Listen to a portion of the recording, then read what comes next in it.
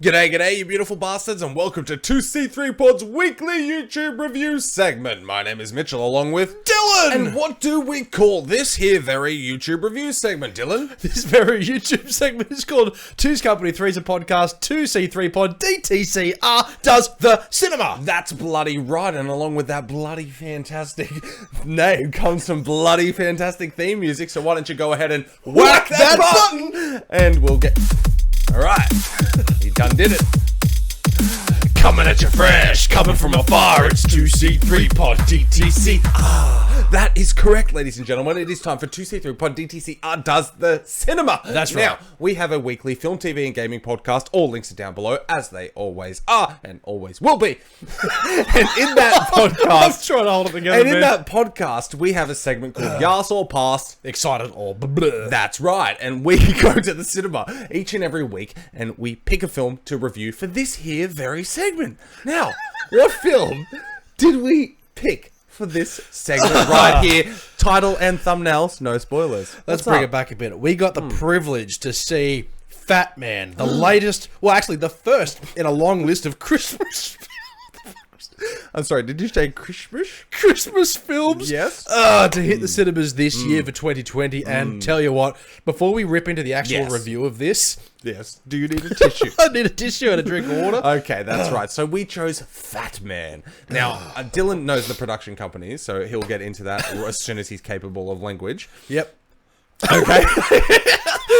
Anyway, so FATMAN, starring, of course, our... Basically, honestly, he's got to be our DTCR star of the year almost. Absolutely. Mel motherfucking Gibson. Mel Gibson stars as legitimately Christopher Kringle, aka Santa Claus. Yes. In a very realized world where Santa Claus exists, and every year he produces toys for kids across the world and he goes delivers them, but over the years he's become a little disgruntled. 100%. And one of the fascinating points that I take from this, and there are several, but one of the key points that I took from this is he has a literal contract with the US government to produce toys for Christmas as Santa. There's an absolutely perfected writing behind this film that gives really good and legitimate explanations towards everything that happens in this film.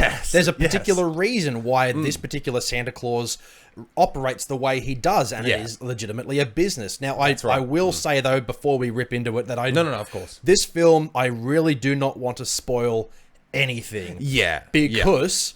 Without looking at my list of movies I've seen so far this year, I will do that towards the end of the year. But this is fast tracking to being like my legitimate number one for 2020. Fuck you, Christopher Nolan! Take your tenet and shove it. That's right. FATMAN with Lord. So as we said, starring Mel Gibson, Walton Goggins, and also Walton. What did I say? It sounded like you said Walton. Oh, Walton Goggins, Elizabeth Moss. And Marianne Jean Baptiste, yes, who plays Mrs. Claus essentially in this scenario. Yeah, she's fantastic.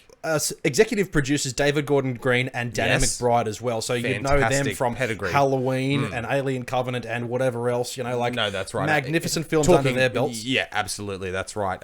What did you have the production companies up? Because we were talking about them pre-show and they weren't names that jumped out. That's right. So this film, the production companies behind this, I didn't recognize them. So we've got Fortitude International, Mammoth Entertainment, Rough House Pictures, Sprockefeller, Pictures, that's what it says there, but distributed by Saban Films. Yes. We're familiar with them, but the production companies themselves I'm not familiar with. But I will say, for the kind of crazy story that this is, and it considered being a drama comedy, essentially. Yeah, to a degree. Drama with a schmidgeroo of action thrown in there. That's right. And comedy is a heavy element. But what works for me in this film, that this film is not...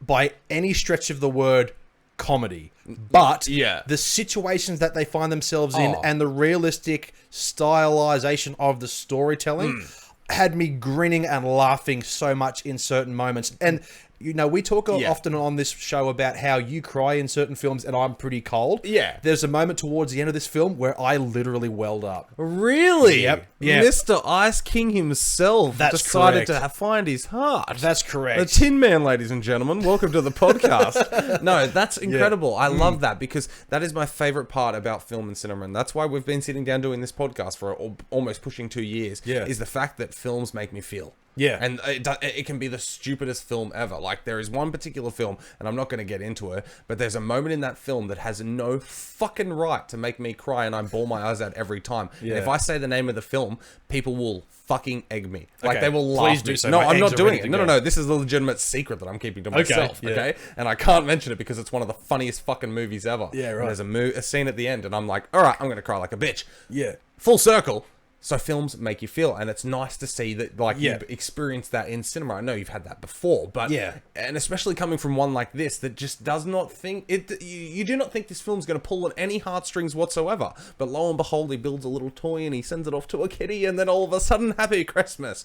Yeah. I don't know what I'm talking about there because he just, Yeah, so essentially to set the scene, you see it all in the trailer, Yeah. is that a particular little shithead of a kid, and the Oh, film does an he's excellent a- job conveying that this kid is a right cuntbag. oh, thank you. I was about to say he's a cunt. He is a cunt. Full stop. For sure. Yeah, so they set that up really Yes, well, and yes. you know, being in the idea that Santa Claus is real, that he checks his lists, and you Yeah. know, there's certain kids get toys and other kids get lumps of coal. This Yep. one particular kid receives a lump of coal and he takes a hit. Yeah. He puts an order out for Walton Goggins, who plays this really eccentric, sort of straight edge, crazy kind of hitman, Yeah. to do the job. And Credited as only the skinny man. Because skinny there is man. no name used for Walton Goggins, and he's just a cold-hearted son of a bitch. That's and his right, for job is sure. based off purely killing. That's right, but Yeah. not only that, the film also conveys that he also has a personal vendetta against Santa Claus as well. Of course, and they did that very well. Oh, they Very reveal well. that towards the end. No, that was revealed right at the start with the very first scene with him with the baseball bat, if you remember. Yes, for sure. Yeah, no, absolutely. So I think they conveyed that very well, that it's just a storyline like that, and then this kid comes in and he's like,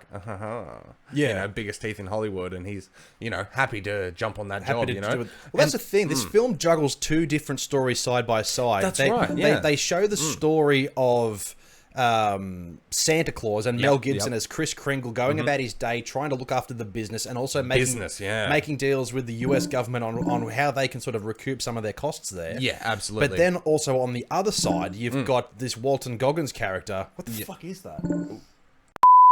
And you follow this journey with like the two characters side by side and how they sort of interconnect towards That's the end. right, yeah. And it just wraps it up really well. And as I was saying before, how this film isn't inherently a comedy, but you do laugh. It's because it's such a crazy idea that they've portrayed so well, and the dialogue and the setting and like the themes that are involved in this and the characters that they use to show Santa's workshop, essentially. Yeah. It grounds everything so fucking well to as if Absolutely. it would exist in the real world. Obviously it doesn't, but you know, Santa's around the corner, kids, so don't be watching this video because he's looking out for you. But No, that's exactly right. it just but does everything.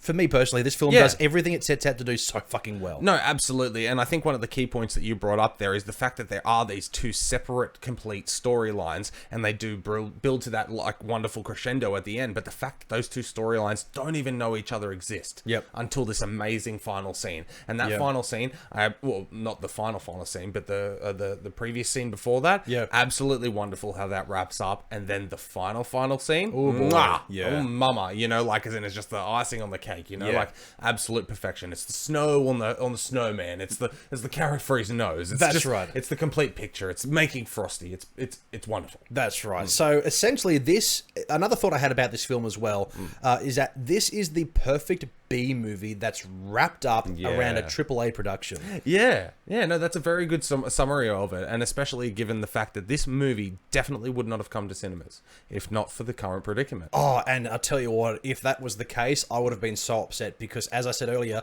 this is certainly fast tracking to be my favorite movie of the year. Mel Gibson gives it a stellar performance as Christopher. Yeah. Walton Goggins does, like as he always does, a stellar job at playing that really hard-boiled sort of character. Especially a hitman in this. And it's got me thinking back about like other films that touch on the idea of like hitman style things. And it's got me into the video games again. Just everything I like about this film, as I said, it honestly blew me away. And not only that too, one other thought. I know that Mel Gibson did a terrific job in this. You have to agree with me on that one. No. I've got nothing to fault him about, that's for sure. Especially coming off the back of Force of Nature, which was just underwhelming. He was in there because disappointing. Yeah, he was just a name on the poster. But this, and the character work he did, it's fucking great. But, But in saying that too, I honestly think as well, if he wasn't available, you could have got Tim Allen. Oh my God, that would have been incredible. That would be an A+ in every cinema across the world production, given his history in this type of film. Right. That would be amazing. It doesn't have to be the same... Yeah. What was his name? Scott Santa Calvin. Claus 4, Death. That's right. It doesn't have to be Scott Calvin, but he is old enough, just like Mel Gibson, to return to the idea of Santa Claus, and he would have rocked it as well. But Mel Gibson did a... Mel Gibson did a... No. I don't want to try and picture anybody else playing this. No, he did so well. Yeah, no, exactly. So yeah, no... honestly, Fatman is worth your viewing. If you're a local Australian like us, check your local guidances. It is out there right now. Many a session all the time. And it is worth your time, especially given the silly season as well. This is the first Christmas movie we're getting. There are some coming up in this week's podcast. Yep. But this is the first Christmas movie of the season coming to cinemas. Oh, man, it's hit the ground running. It's a winner. Absolutely. Yeah, absolutely. And I thought about this again today as well. As we talked about on this show a number of months back, I wanted to change my ratings from like a number rating to just like good, great, or crap. Yeah. And because of a film like this where I could go, okay, I might reduct points because there wasn't a great deal of reason why the military had to be there with the grand scheme of the story. But at the same time... Little threads you can pull apart, but... That's right, but at the same time, I looked at this as a whole, and I was grinning from ear to ear, from start to finish. This is just straight up fantastic. Yeah. It's worth your time if you're into it. It's violent, it's dark, it's gritty, it's funny. Yeah. It's got everything that the whole family would love. So definitely take everybody to see it this Christmas holidays. Absolutely. No, well, if we're going off a wording system, I'd say this is above great, you know, like, and especially given I love Christmas films, and this is just such an offbeat Christmas film. I think I'm definitely going to watch this again. Absolutely. This may become a Christmas tradition type film, you know. It is that much fun. So definitely check out Fatman while you can. Absolutely. And also, while you're there, check out all of our links down below. Perfect segue into checking out us on Facebook and Instagram. Just find 2c3pod. That's right. And make sure to check out the podcast, of course. All links are down below, but just go to your favorite platform, search 2c3pod. We'll be there, okay? But we do have a cliche slogan, of course. Podbean, Spotify, Apple Podcasts, and of course, YouTube. Big Summer Blowout. Obviously, of course, you can support us by subscribing to all of those channels as well. But make sure you subscribe to this channel, like the video as well while you're there. And make sure you check us out for our next review next week, whatever that may be. But also tune into the podcast to find out when we discuss what options are available in our Yas or Pass segment. But as always, my name is Dylan, and with my co-host, Mitchell. And do not forget, we are Two's Company, and you are the podcast.